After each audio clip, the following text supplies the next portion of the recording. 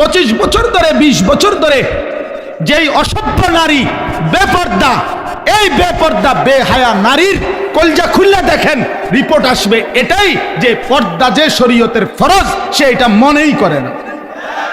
নাইলে ইমানদার এতদিন নাফরমানি করতে পারে না।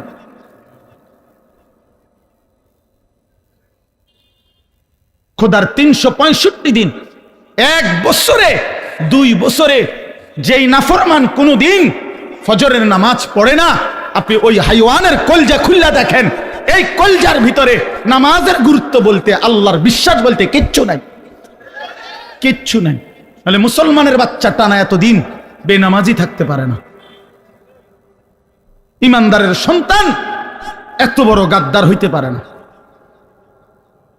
ভুল তো আমারও হবে, আপনারও হবে, গুনাহ আমারও আপনারও, আল্লাহর কসম।